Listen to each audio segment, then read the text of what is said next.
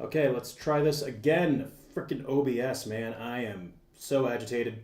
So, for those of you who missed the initial live, you didn't miss anything because the stupid OBS decided to disconnect from my effing mic. So there was no sound. Just wonderful. Just 1 second. Try this again. Okay, so it's working now. So, anyways, let's try this again. My goodness. If you decide to join in, thank you very much. Appreciate you joining me on the live today. I'm honestly just gonna get this one done. I'm so frustrated that I did this whole stupid live and OBS disconnected my friggin' mic. So, anyways, long story short, let's get this over with.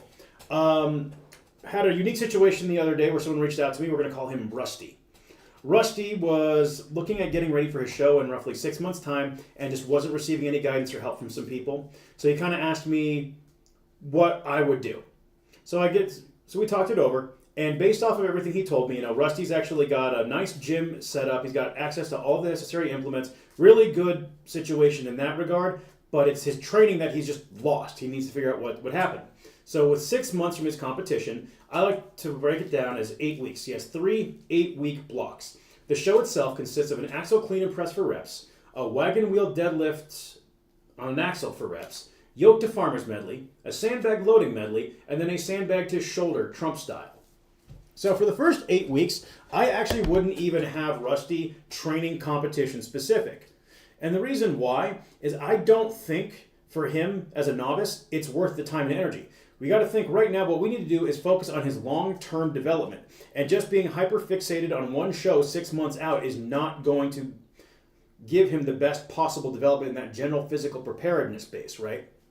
So when I look at building a strongman base, I think there are 5 key things we want to look at. The push press, the deadlift, the 3-rep heart shock, the front squat, and the 2K row. And we could make the argument with the front squat that it could be a high bar back squat, it could be an SSB pause squat, whatever. A squat variation, probably not a low bar powerlifting style squat just because I don't feel like that one is necessarily the best one. It's a little too duplicative with the deadlift, and it also tends to beat up the elbows and shoulders a lot more. High bar squat, on the other hand, aces. But anyways, I'm just going to go with front squat for this. And for those of you who are not familiar with the heart shock, well, you're probably new to this channel first and foremost, but you start with a sandbag, you run 60 feet away, you run 60 feet back, you carry it 60 feet. That's 1 rep, right?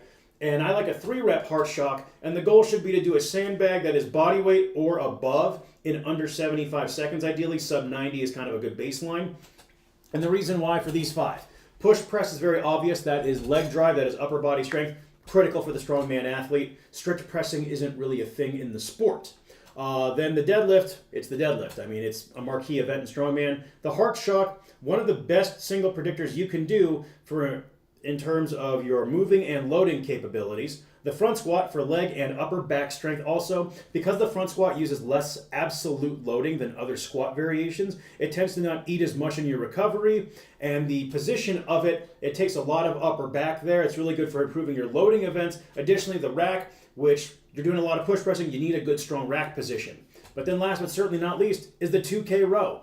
Now this one's a little bit of an oddball for some folks. And especially with novices, what happens is a lot of them fall for the meme of, just be big, be strong, more than 5 reps is cardio. Absolutely terrible take. What you want to think about, the sport is primarily a sport for reps. Yes, you need to be very strong, but you need to have the conditioning, especially on moving medleys, which Rusty's going to have, right? You have a yoke to farmer's medley and a sandbag loading medley. Those are both going to be very cardiovascularly taxing, not to mention a clean and press for reps. So a 2K row comes in really handy here. So in general, when it comes to building the strength on these movements, we want to focus on the 3 to 8 rep range, except on the front squat, we might bring that down to the 3 to 6 rep range, just because front squats can be really hard to do for high reps. And for a sample split, nothing fancy. Day 1, some front squat, row, incline press, face pull, triceps. Day 2, high pulls, deadlift, heart shock, floor press, upper back work, whatever you like. Now, something I've been doing a lot more with my athletes, and something I'll be doing in my own training moving forward, is doing some form of high pull or other explosive triple extension before the deadlift. I do not believe power cleans improve the deadlift. However, I do believe that triple extension work before the deadlift helps code a more explosive lift. Additionally, if you're doing high pulls with something like 225, you can jump right into your deadlifts at 315 thereafter without a secondary warm-up because your body's already used to generating higher force from the high pulls. A 225 high pull is probably generating well over 350 to 400 pounds of force if you're moving it explosively enough, so then you can move into your deadlifts more quickly and save energy there. Then day 3, push press, good mornings, pull-ups, rows, and hamstring curls. Each of these days is only 5 exercises, which for a novice can be really nice. And the reason why is for true novices, it's one of those situations where focus tends to wane after a certain while. And this just helps strike a good balance. You could certainly add a couple more movements if so desired, but this just gives us a baseline. It's also worth mentioning sometime in July or August, I will be releasing an 8-week base builder program that is designed around these 5 key movements. I may already have that program finished. I may offer it for sale. And if you're someone who may be interested in that, maybe you should comment. But anyways, let's move on. That would be our first 8 weeks for Rusty.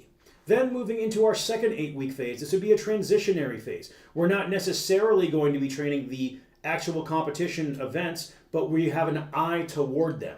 And what that might look like is day 1, doing pause squats, then the axle clean and press, some shrug work, and core. Day 2, deadlifts, farmer's walk work, blah, bag to shoulder, incline press, and arm work.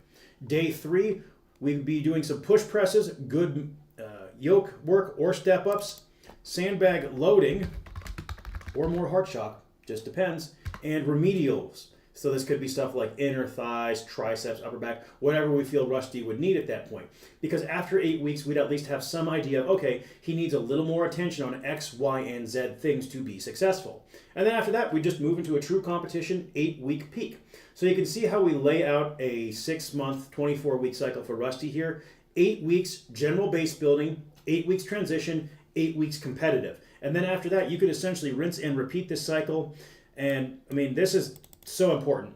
Not skipping this. Specialization from the drop is something that I do not think is a very good idea for a true novice who's wanting to get into sport of strongman. We just want to build that wide base of general physical capability. So yeah, Rusty, this is essentially how we'd go about it. I'm going to give this a second to catch up, see if there are any questions, because there's actually a couple of you watching this time around, probably because my mic's actually freaking working. OBS, I am so mad at you for not working the first time around.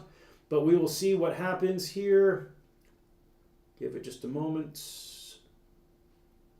Okay, it doesn't look like there's going to be any questions. So for the folks that did show up, appreciate you being here in the stream. Thank you.